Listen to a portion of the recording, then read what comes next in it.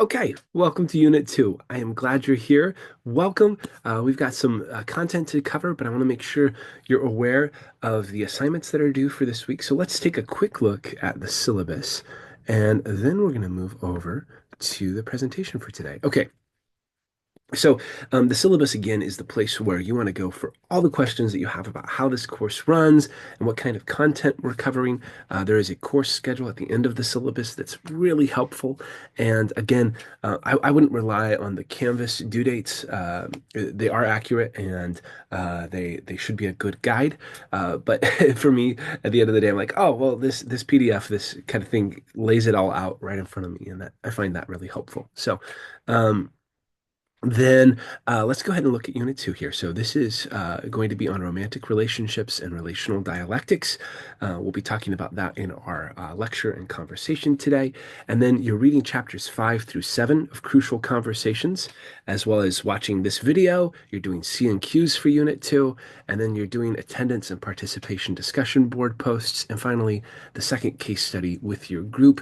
As a note, again, you're in two groups now. I had sent an email communication out during Unit 1 about this, and this Unit 2, is the first where you're doing separate case studies. For Unit 2, Unit 1, the groups were talking about the same article, the Arnett article, but this time you'll be doing different articles to kind of learn from each other on that. So just as a note, that's a little different. I'm going to stop my sharing and I'm going to move over to our presentation for today. This is great. Here we go. Just a second. Pulling this up. Hope your day is going well, that things are moving along, all of that. All right, let's present this. Here we go. So, romantic relationships and relational dialectics. This is really appropriate with the readings that we're doing this week. The context of romantic relationships is we're looking at communication and especially the feelings and the emotions that go with communication, especially with those we care about, who we're close to. And so this conversation is looking at romantic relationships, but it could also be sometimes really close friendships, best friends, some situations where you're committed to doing life with these people, right? These are people who you want in your life and you care about deeply, not necessarily family you were born into, but family that you've chosen, right? And you have to figure out how to work things out when things come up. And this conversation on relational dialectics and romantic relationships will hopefully help with that and help kind of situate the readings that you've been doing. I do want to say a note about my lecture style here. In this course, I'm assuming you've done the readings. That's just a basic part of taking a class is you should come to class having done the readings. You should be watching this having done the readings. Um, and then we're going to talk a little bit about the readings. We're going to use it as a launching point, but we're not going to cover them bullet point by bullet point. And if you don't do the readings, you're going to be in trouble when we come up to the midterm and the final. That's your job to be prepared for that. What this is trying to do is situate the ideas that we're talking about in the readings with real life and with the world around us, with different contexts of communication, like romantic relationships, like the workplace, like the public sphere. These are all things we're going to be talking about later on in the semester. Okay, so this is one of the big questions that comes out of the reading for the week in the Crucial Conversations book, and it's this: how do you stay in dialogue with people you care about when you are scared, angry, or hurt? How do you stay in dialogue when you are scared, angry, or hurt? This is a big question, and it's kind of deep here for Unit 2 of this class. But I think it's really important actually here to talk at the beginning because this is kind of at the heart of difficult conversations is how do we continue to dialogue with other people when we don't feel like it, when we're feeling hurt, when we're feeling pain, right? I can think of this in my own life in multiple different situations with people I'm close to in romantic relationships, but also really close friendships, right? I remember, so my best friend and I'm thinking of my best friend. We've been best friends since we were in high school, and we've Been close for a long time, and he and I are very different people, right? He's the kind of person who is um, really speaks his mind. He values the truth, and he doesn't really like seem to always be aware of people's feelings when it comes to the truth, especially early on when we were in high school, and he is very athletic, loves sports, loves outside, used to be a tree trimmer, and so just all kinds of athletic stuff. I think he's a competitive dancer now, like all kinds of things. But I'm the exact opposite. I hate conflict. I'm a card carrying member of the Conflict Avoidance Club, remember? And I am rather bookish. I like studying. We were on a soccer team together, and he was like the star forward, and I just hung out in the back, playing defender and like telling jokes. So we're very, very different people, but that's actually part of why our friendship works. But there were moments and have been moments, especially he and I used to be in a band together for our through our late teens, through our mid 20s. And we did that full time. We toured, and there were a lot of situations where things went wrong, right? Where we ran out of gas on the side of the road, or we were trying to move forward with an album project, and we had creative differences because I, again, we're very different. He wants to play 80s hair rock. He's a guitarist, and I wanted to do emotional piano ballads the whole time. And so we came into conflict all the time. And there were many moments where both of us were scared, angry, or hurt. And I think the readings this week help kind of lay out some framework for us when we come to these moments in relationships. And these moments happen in close relationships. And there are two helpful reminders here. You and only you create your emotions. And once you've created your upset emotions, you have only two options. You can act on them or be acted on by them. And I think this is helpful to remember, and it may not be a popular opinion because it's much easier to lay the responsibility at someone else's feet. But I found in my relationship with my best friend, in my relationship with my spouse, in these close relationships with people, that if I don't take ownership for my emotions, then it kind of gets us nowhere, right? Because I'm the only one that can do anything about them, really. And if I'm blaming someone else for them or laying them at someone else's feet, it puts us at a standstill. And so I acknowledge first that me and only me can create my emotions. I'm the one who does that. And then I can either let them control me or um, I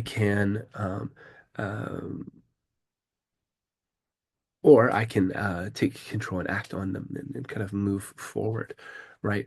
So that is a helpful thing to acknowledge. And I think we all have different approaches to these big feelings of being scared, angry, or hurt. Some of us act out on them. We're controlled by exploding, right? And we get mad and angry, or we react to the hurt by lashing out.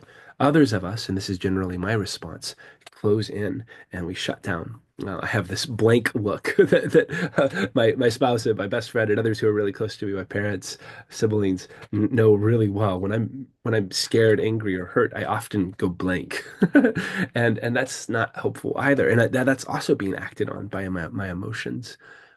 But what does it look like to act on my emotions instead? Well, I think for me, it often starts with acknowledging that I have them, and then beginning to decide, hey, what do I want outcomes to be in this situation? I am angry here.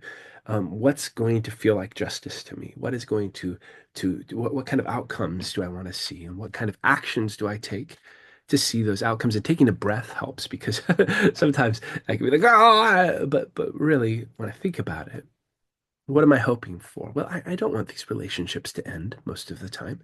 I want them to continue to grow and be healthy. And so what do I need to do to be able to work towards that? And then we come to this idea in the text of a path to action where we see and hear, we tell a story, we feel, and then we act, right? And so this is the process that we take when we get to action. We see and hear inputs and stimuli, right? What's happening? What are we hearing? What are we seeing?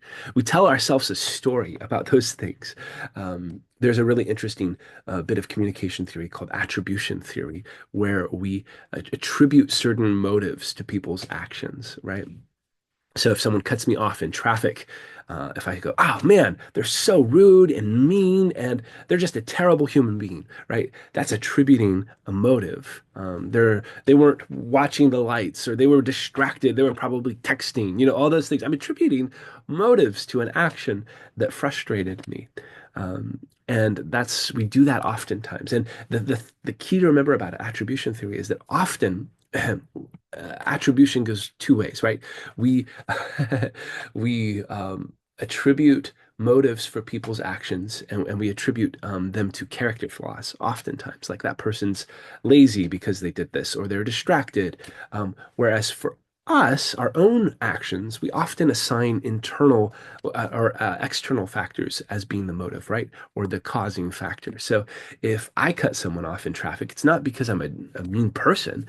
It's because I was late, and if I don't get to work on time, then my boss is going to be mad. And really, I'm just doing what I have to do, right? Do you see the difference? What happens in attribution sometimes? We attribute the cause of actions for ourselves to external factors that are beyond our control. Whereas for others, we often attribute internal character flaws as being the reasons for their actions that frustrate us or annoy us. And there's something called a gracious attribution, which is an interesting kind of piece of attribution theory, which says, why not try flipping that equation? Why not try attributing the most gracious reason or motive that you can think of for someone's actions? Maybe give them the benefit of the doubt and say it was an external factor that caused them to cut you off in traffic or to behave the way they behaved. Right. After we tell ourselves a story, we begin to feel. We react to that story. Stories move us. And then we act upon those things that we've seen and heard, those stories we've told ourselves, and those feelings we feel. There are three types of stories that the book talks about: victim stories, villain stories, and helpless stories. And both are problematic in their own ways. All three are problematic in their own ways. Relational dialectics. Okay, so relational dialectics. This is what we were hoping to get at here with our conversation today about romantic relationships, these close interpersonal relationships. Um, Relational dialectics is a fascinating theory. It comes from the work of Baxter and Montgomery, who were social science communication theorists who were working in the 90s and 2000s. And they have this big idea, all right, that Baxter and Montgomery uh, identified, and it's been evolving over 3 decades. And there's kind of a part one, and then a relational dialectics theory 2.0. And so we're going to talk about both of those in some detail here. So the theoretical um, points that they're drawing from are two dialogue scholars. And I think we mentioned both of them in last week's lecture. This is Mikhail Bakhtin and Martin Buber, although they do less work with Martin Buber and more work with Mikhail Bakhtin, um, which is interesting. Arnett, the article you were reading this last week for your case studies, he's working primarily with Martin Buber. These folks are working primarily with Mikhail Bakhtin, who is the other big influential dialogue person. There are a couple of them, but Bakhtin and Buber are often the major ones here in the 20th century. All right, so their understanding of relational dialectics flows out of Mikhail Bakhtin's understanding of life as dialogue. So life as dialogue, or what would later be known as a theory of dialogism. And life as dialogue is this idea that we are constantly interacting, we're constantly in dialogue with the world around us, with the people around us, the things around us. We're not isolated. We're not monads. We're not separate from the world around us. We are influenced constantly by the conversation that's going on around us. And there's a lot of interesting stuff that's done on this kind of work. I'm thinking of Francois Corin. He's a theorist from Canada who does some really interesting work on dialogue. And he talks about nature around us as being involved in dialogue, and how we're involved with inanimate objects sometimes as dialogue. They're this third partner in dialogue. He talks about ventriloquism, and it's just really interesting that things around us can also be part of this, life of dialogue. Right. So back to Baxter and Montgomery. Originally, the theory, relational dialectics, um, was looked at as opposing meaning structures within interpersonal relationships, right? So you have these opposing meaning structures, these big three contradictions, we can call them, that was at the heart of early relational dialectics studies. So these big three are connection and autonomy, openness and closedness, and certainty and uncertainty. And the idea was that in relationships, we have these things that kind of define the relational partners, right? So one person in a relationship is going to want more connection, right? Want to be close. Another is going to want more autonomy, more freedom, more separation from the other person. And that's going to push and pull and contradict at each other, right? One person might be more open and sharing. The other is more closed and reserved, right? Or one person needs certainty in the relationship. I need to know exactly what's happening when, where the other is more spontaneous and likes to kind of fly by the seat of their pants, right? They're the kind of adventure risk taker, right? You can already start to see some of those kind of tensions in relationships, I'm sure that you have. Framing these meaning making struggles as forms of discourse opens the possibility for polyvocal meaning making rather than approaching them as problems that need to be solving. So these big three later were changed a little bit to not seem as oppositional or opposing, but to be seen as being in conversation with one another. That it's not that one person wants connection and one person wants autonomy, but there's kind of a range, and we go back and forth on that range at times, and there's these different needs. Like I might have more of a need for certainty in our finances, where maybe my partner is someone who's much more comfortable with kind of uh, having a different money management style, whereas my partner really needs certainty when we're planning trips or vacation, and I kind of like adventure and just want to go along with the flow. Right. So you can see that kind of piece where it's not a one size fits all. It's a little bit more fluid. And we also see that especially in the way that Baxter goes on to retool the theory and give us a refreshed 2.0 version of relational dialectics. And there are four really big pieces of that. The first is that meetings, she calls them meetings, are located in systems or discourses. Words and phrases are contextually dependent and are capable of containing multiple competing meanings, right? So a word can mean multiple things at once, two different people depending on the context. And then the second big piece is that meaning making emerges in the interplay of competing discourses. These different narrative structures begin to inform us, and we get meaning as we negotiate those. And there's a competitive quality to discourse, right? Third is that textual segments, what they call utterances, must be understood as utterance chains rather than being isolated, right? So they're saying context matters. What we say and the context that it's said in makes a big difference, right? And you see this all the time in relationships, right? When someone might be just unreasonably upset when you've left the plate on the table, right? And it's got some food on it, and and it's like, why is this person so upset at the other person in this relationship? And then you understand, oh, this has happened 1,000 times. Maybe there's an ant problem or something like that. It's like, well, it's a big deal now, right? Context matters. Um, and then finally, discourses are rarely on equal footing. There's power structures at play within the meaning process. And we see that happen in these relationships, in romantic relationships, in close interpersonal relationships.